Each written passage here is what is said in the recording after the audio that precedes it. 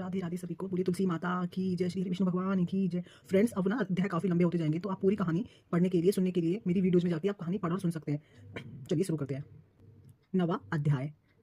इधर वृंदा ने स्वप्न देखा कि पति सारे शरीर में तेल लगाकर नंगा शरीर भस्म पर सवार होकर दक्षिण दिशा की ओर प्रेतों के साथ जा रहा है। यह सपना देखा उसे बड़ी चिंता हुई और अटारी तथा गौशाला कहीं भी विश्राम नहीं मिला। तब वह एक वन से दूसरे वन में चली गई। वहां वृंदा ने सिंह जैसे मुख वाले 2 राक्षस देखे। उन्हें देखते ही वह डर के मारे भागी। आगे जाकर उसके शिष्य सहित एक तपस्वी मुनि को देखा और उसने अपनी रक्षा के लिए कहा। उसकी प्रार्थना पर मुनि ने अपनी एक हुंकार से उन राक्षसों को भगा दिया। तत्पश्चात वृंदा ने मुनि से विनय पूर्वक कहा कि महाराज, मेरी पति जालंधर तथा महादेव जी का घोर युद्ध हो रहा है। उसमें किसकी विजय होगी, कृपा करके बताइए, क्योंकि आप सर्वज्ञ हैं। यह सुनकर मुनि ने ऊपर देखा। उसी समय 2 बंदर ने आकर मुनि को प्रणाम किया और मुनि के संकेत वे दोनों बंदर वहां से चले गए। फिर थोड़ी देर बाद वे दोनों आकाश की ओर से आए और उन्होंने जालंधर दैत्य का सिर और धड़ लाकर फेंक दिया। वृंदा अपने पति के मृत शरीर को देखकर बहुत दुखी हुई और रोने लगी। तत्पश्चात मूर्छित होकर पृथ्वी पर पड़ी। मुनि ने अपने कमंडल से उस पर जल छिड़का तो उसे चेतना आई। वह पुण्य विलाप करती हुई मुनि से बोली कि महाराज, जिसने देव गंधर्व और विष्णु सहित तीनों लोकों को जीत लिया, वह शिव के हाथ से कैसे मारा गया। हे मुनि, आप बड़े सामर्थ्यवान हैं, किसी प्रकार मेरे पति को फिर जीवित कर दीजिए। तब मुनि कहने लगे कि शिव जी के हाथ से मरे हुए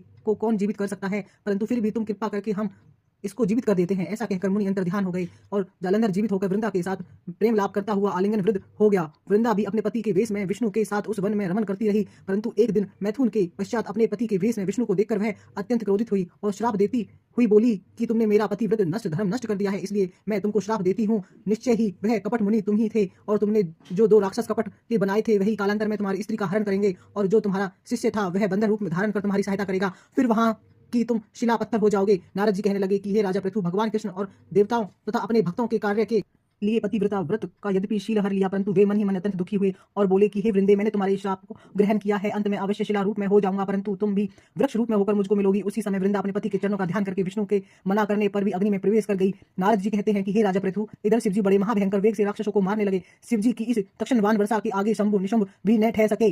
वह युद्ध में भाग खड़े हुए। तब शिवजी ने अपने उनको श्राप दिया, क्योंकि तुम युद्ध क्षेत्र से भाग गए हो, इसलिए पार्वती के हाथों से मारे जाओगे। उधर जिस समय वृंदा का पतिव्रत नष्ट हुआ, तभी जालंधर का बल समाप्त हो गया। ठीक उसी समय विष्णु ने अपना सुदर्शन चक्र तेज सहित विष्णु को दिया। फिर शिवजी ने अपना ऋषियों के तप का, पतिव्रता स्त्रियों का, ब्रह्मा जी का तेज उनमें जोड़कर जालंधर दैत्य को छोड़ दिया, जिससे उसका सिर कटकर भूमि पर गिर गया।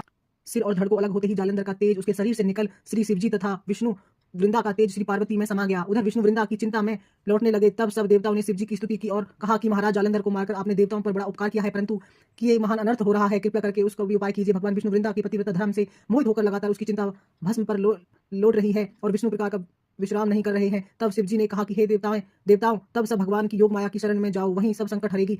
तब सब देवता योग माया की शरण में जाकर